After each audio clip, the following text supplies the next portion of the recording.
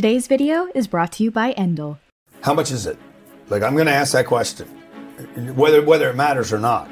It doesn't matter where I get in my life. I don't think I'm ever going to be free of how much was that? Because when I grew up, you had to know what things cost. Money is a terrifying thing because it's the one thing in life that everybody gets money. It's the one place where everybody gets it, and now what do I do? And I can lose it now. So it's a terrifying concept, like power. You know, very few of us ever get any kind of influence or power, right? Once you get it, you're like, hey, what do I do with this? Am I going to do the right things with it? And so I think people withhold themselves because we're not educated about money. We don't know where it comes from. We have a lot of misinformation about it. Our parents terrified us. You know, money doesn't grow on trees. Save your money, it'll save you. All these things our parents told us because they were enamored or encumbered with the same kind of liabilities around money. Right. I don't know how to get it. I don't know how to keep it. The worst part that we're all at is I don't know how to invest it. Some people get good at getting it. Very few, actually. Fewer people at keeping it. My dad died when I was 10. So he paid all his debt off, had everything paid. And so that's all I had, right? Everybody around me was like, get money, keep it, don't use it, you know, but you should invest, but nobody ever learns that third one. And so I think we're just a bunch of people walking around terrified of this appearancy of it's scarce, and it's not. And, you know, it's not, there's nothing scarce about it.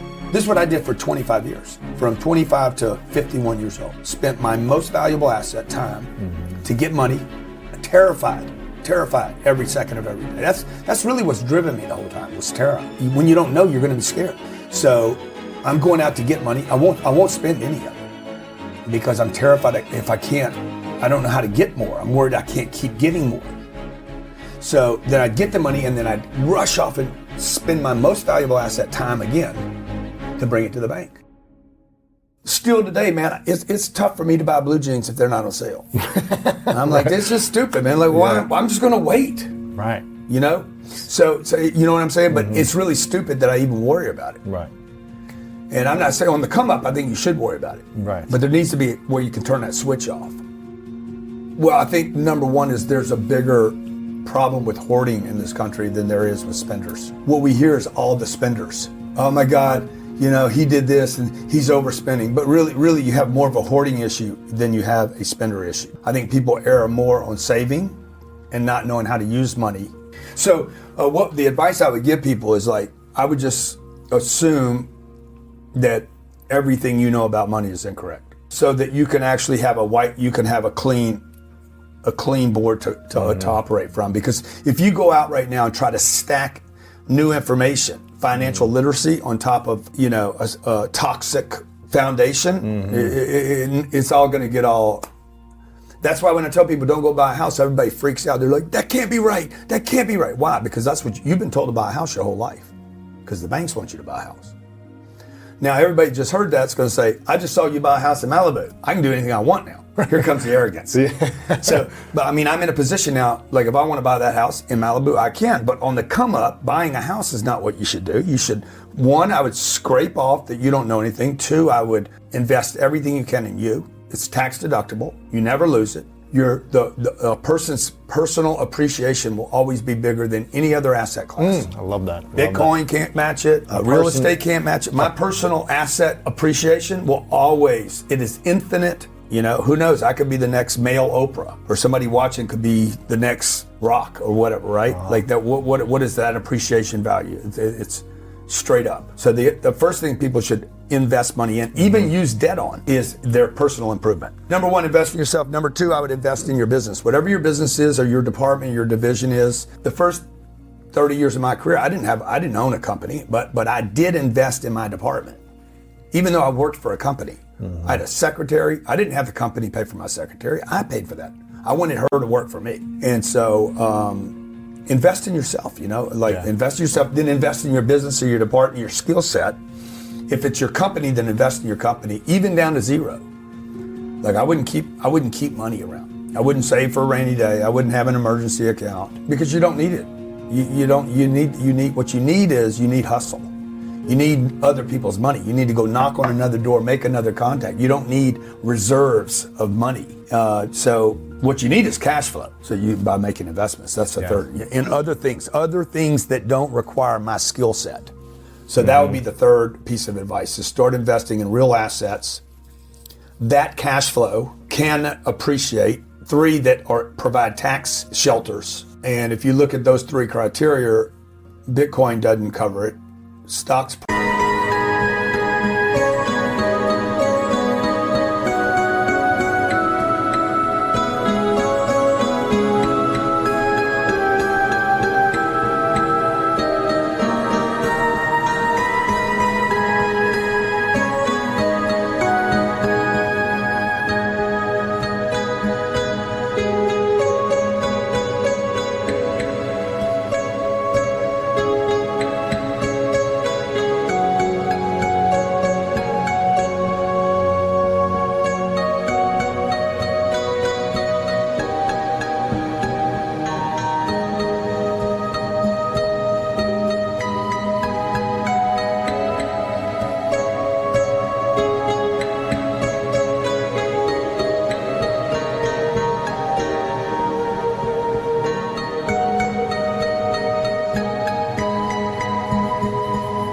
Probably don't cover it. Gambling doesn't. That one, gold doesn't, silver doesn't, real estate. NFTs don't, yeah. NFTs don't because they don't cash flow. But the most important thing is that people need to you gotta know that if you live in America and you're having a money problem, it is not because you're stupid. And it's not because you're lazy. It's because you have the wrong information. If you got $1,000, I would just keep investing in yourself until you got another 1,000, and then invest in yourself. Now you got 2,000 invested in. You go.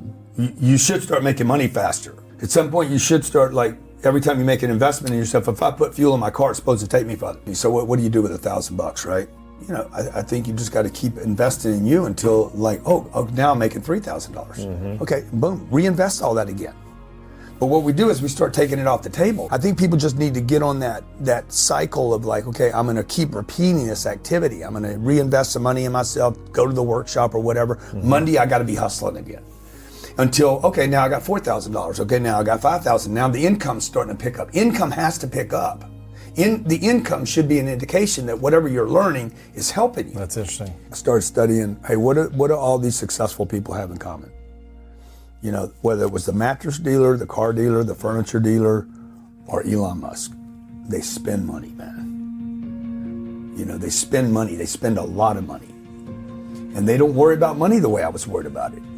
They used money, they used it. They didn't save it. They didn't hoard money. And the greatest companies on this planet today, the ones that have some of these companies have lost money for 25 years. Look at Amazon. Yeah. Reinvest.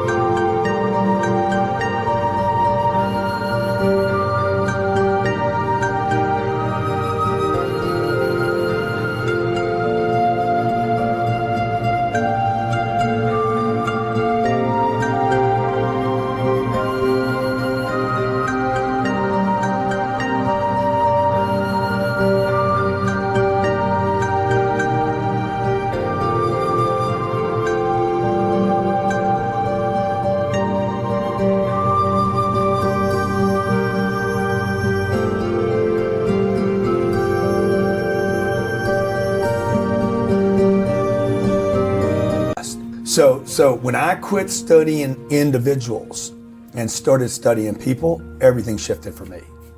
When I quit trying to be when I quit worrying about what Bob was doing or Pete or whoever, and started saying, hey man, what is this big company doing? Because that also relieved me of being competitive with this guy, Pete, and started saying, okay, I'm gonna go do what Coca-Cola does. Some days, it's hard to find a way to reach relaxation after a stressful day. Your mind is filled with tasks from the day, overthinking about a project deadline, or it just feels like you can't catch a break. This makes it hard to achieve a work-life balance that is desperately needed to make sure you stay in your best mental state. That's why I use Endel. Endel is an environment-based nonprofit app that takes everything we know about sound and combines it with cutting-edge technology. The result is real-time, personalized soundscapes designed to help you relax, focus, and sleep. Endel is informed by science, created with science, and backed by science.